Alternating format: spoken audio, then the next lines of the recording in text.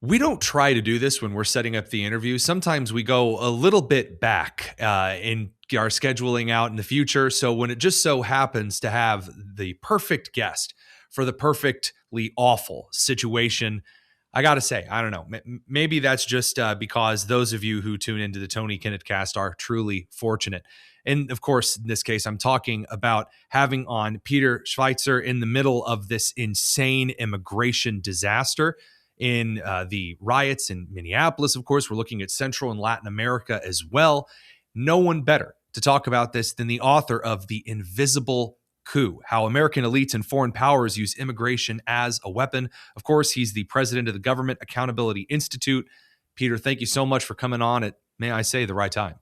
Well, thank you, Tony. Appreciate you having me on, and look forward to the conversation. So let's dive right in. You've got a lot of issues that the country deals with on a year-to-year basis that are at the top of the Americans' mind. But when you look at illegal immigration, in the last election, it topped the economy in a couple of points as being more important to Americans. You see the rising and falling of different cartel governments around the Western Hemisphere. You see how that then plays into American politics. What drove you to start digging into this invisible coup, as you call it?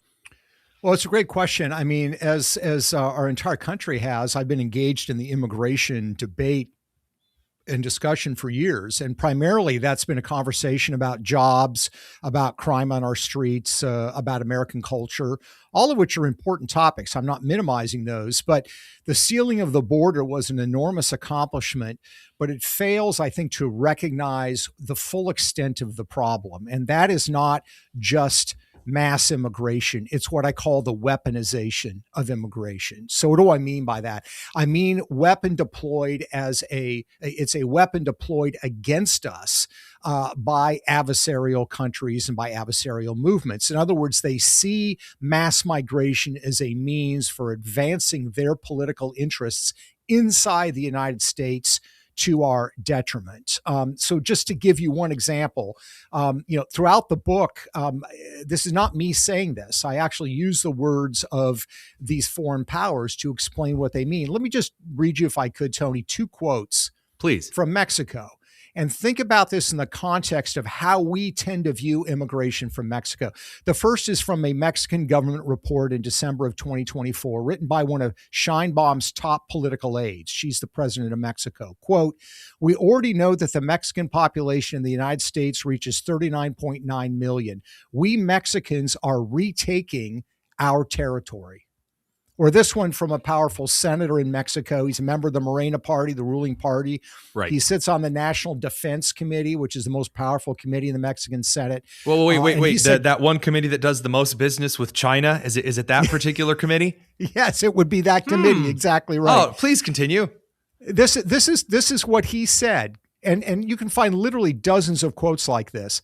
Quote, "Mexicans are in our territories. California, Nevada, Texas, Utah, New Mexico, Arizona, Kansas, Oklahoma, Colorado, and Wyoming.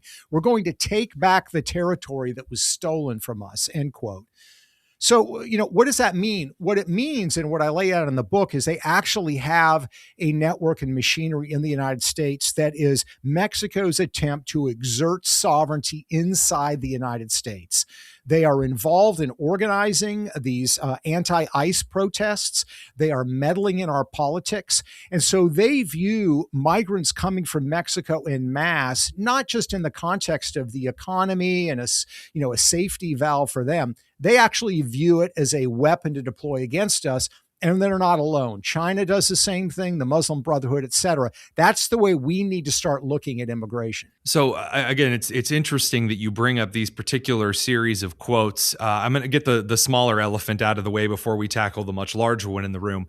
It is perhaps ironic that Mexico, which has never been able in its entire existence, at least since back when the French and the Spanish stopped messing around with it, they'd never been able to get their own territory under control. But of course, now they're out here suggesting that, once they get their larger territory that they held for like a whopping 14 years, once they have that together, it'll all be bueno. That's great. Number two, the other small elephant in the room here that I particularly enjoy is the individuals on the left who will suggest that Mexico is only really able as a foreign policy apparatus to do a small cut to the infrastructure of the United States. They don't have a lot of influence, but they can do a small cut. Well, what this creates when you talk about the quote from the Mexican Senate and this committee, it's a death by 1,000 cuts, quite literally. When you have all of these small riots and engagements and activities and political movements and the distrust and the trafficking, it does add up to cause a considerable threat to the United States. And then you have Beijing, coordinating and arguing about it. Tell us, if you could, a little bit about Beijing's maybe rallying from behind in this particular instance. Yeah. So all of these adversaries have their different strategies for deploying immigration as a weapon. There's Mexico's, which we could talk about at greater length. China has a very different model, and as you might expect, a quite sophisticated one that exploits weaknesses in our immigration system. So Supreme Court is going to hear, Tony, the case on birthright citizenship, this notion that if you are born in the United States, if your mother happens to be here, even on vacation, even if she comes for a few days to give birth to you and then goes back to her homeland and raises you there, your child is going to be a U.S. citizen. China has exercised this on an industrial scale. Our federal government has no idea how many people do this every year, because when you get a birth certificate in the United States, it does not indicate what the nationality of the parents are. So we literally have no clue. And the federal government will say, we don't know how many U.S. citizens are being raised overseas because of birthright citizenship. But the Chinese government has looked into this, as they should, because they've been encouraging this since 2011. They ran articles in the major newspapers of the Chinese Communist Party telling members of the CCP elite, if you travel to the United States, give birth to your child, bring the child back to China and raise them here, they will have U.S. citizenship by virtue of being born there. So they've encouraged this. There's a thriving industry in China doing this, which is completely illegal. They don't stop. Mm-hmm. And they looked at the numbers, and the numbers they came up with, Tony, were stunning. Their estimate is that over the last 13 years, since they started really encouraging this, every single year, roughly 100,000 Chinese babies have been born in the United States. Again, they're born here. Their parents take them back to China. They're raised in China. So we're literally looking at more than 1 million U.S. citizens. I'm going to put that in air quotes. U.S. citizens, the exact figure, right? Yeah, who've never lived here, who have been raised under the CCP in China, who, when they turn 18 from China, they're going to be able to vote. They're going to be able to donate to political campaigns. They're going to be able to apply for government jobs. And let's remember, the 2016 presidential election was settled by what, 70, 80,000 votes? Mm-hmm. This is a massive, massive national security threat that we are completely oblivious to. So when you look at these kinds of things, you lay them out so clearly, the answers to them are perhaps not as controversial as you might be led to believe. Well, then we need to look at these instances and these cases and set up some extra parameters and say, these are the rules. And then you can start going through, and as we see right now, then you can send in federal agents to then enforce that law. The issue that then comes up, and you see this in the kind of soft-handed American culture that doesn't understand the importance of national security, they then turn around and they bring up the eggshell skull case, right? They'll say, well, hang on, what if there's a pregnant mom who's poor and she's got cancer and she's got one leg and she barely made it over the border and you want to deport her, you sick bastard. This is what's brought forward, always. We're seeing it in Minnesota right now, right? The term U.S. citizen was not brought forward until Renee Good was shot. Then they're shooting U.S. citizen. This kind of emotionalism to prop up the eggshell skull case, obviously that's a tactic. How do you begin to press back against it? Well, again, I think the first thing we need to do is deal with the facts. And the facts are very clear cut that in the case of China, these are members of the CCP elite. If you go on the websites of the companies in China that engage in birthright citizenship, they brag that their clients are senior military officers, senior intelligence officials, members of the propaganda bureau. We found one senior military officer in the Chinese military that doesn't have one, doesn't have two, has three children that are U.S. citizens, even though he's a ranking military officer, because he sent his wife here for 5 days when she was on the verge of giving birth, gave birth, got the birth certificate, immediately flew back to China. That is what is happening on a major scale. So we can't be drawn in by the emotionalism. I think that most Americans, if it was just a rando case of, Right. this poor disabled people are sympathetic to that. That's not what we're dealing with. We're dealing Correct. with it on an industrial scale. It's organized and it's planned. And that is not the way that birthright citizenship that even the left presents is supposed to happen. And this is, again, when you're looking at this kind of a situation, stepping back and you look at the broad scale, what you call the industrial scale weaponization here, it's very easy to produce a line of policies that need to be set in place. It's easy to produce a common front to defend against. The issue is that once you take that, you then have a bunch of state legislators and a bunch of congressional legislators that then have to turn that threat into policy, or at least have to then counter that threat via policy. And then all of a sudden, it's like the JV team comes out trying to play ball against the NBA, and it's exhausting. Yeah. Seriously. I mean, I guarantee you that half of our congressmen, and I'm being very generous here with the number half, couldn't articulate a defense of this at all once they're pressed on by media.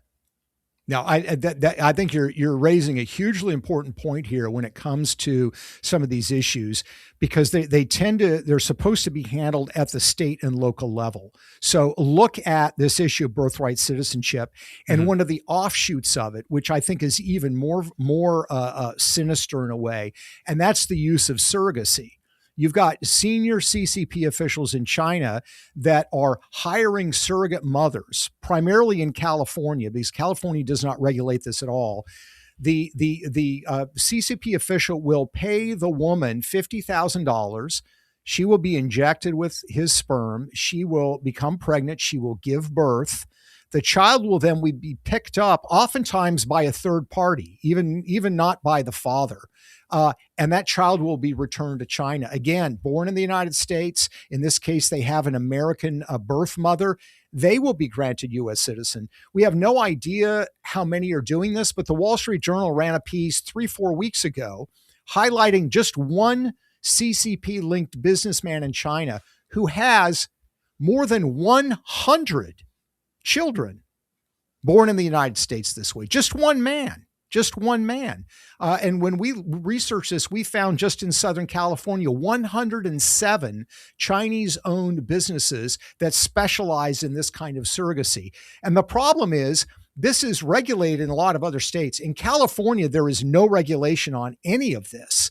And the problem is with Gavin Newsom and the Democrats in California, right? They see this as a political winner. They don't see this as a political loser. So it's an enormous problem. It's a national security vulnerability executed in a very specific way at the state level, where getting state activity is going to be state response and legislative activity is going to be almost impossible. Do you think that right now the case being argued before the Supreme Court regarding the birthright citizenship, again, the subject to the jurisdictions there of that particular clause, do you see the Supreme Court ruling in a manner or being able to parse policy interpretation in a way here that actually solves a little of this? Or do you think that they're going to kick the can down the road or, God forbid, make it worse?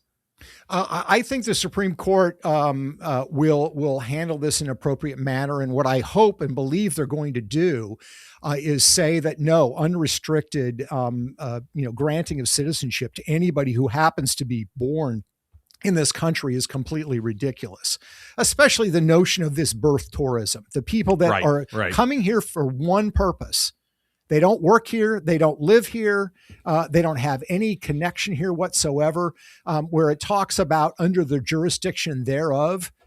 How are you under anybody's jurisdiction if you're here for 5 days? And I think also the fact that that foreign adversaries like China are exploiting this on a massive level. In the original discussion about this amendment, which was basically about granting citizenship to slaves, one of the things that everybody agreed on was, well, if you had sort of an invasion, a foreign power that tried to come in, those children obviously would not be. This to me is tantamount to an invasion. You have the CCP encouraging it. You have the CCP allowing advertising for it. You have senior officials doing it on a massive scale. How is that not an invasion? Very difficult to argue that it is not, especially when they're openly bragging about it in their particular committees, as you articulated there at the beginning. And you'd think I would give you all of the rest of the points to his book. No, I'm not. You're actually going to have to go pick this one up for yourself. It's that good. Yeah, that's right.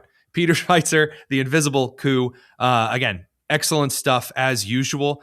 This is really routine for you at this point, but that doesn't make the work any less need to know right now. Well, thank you, Tony. I appreciate you having me on. I hope everybody stays warm out there.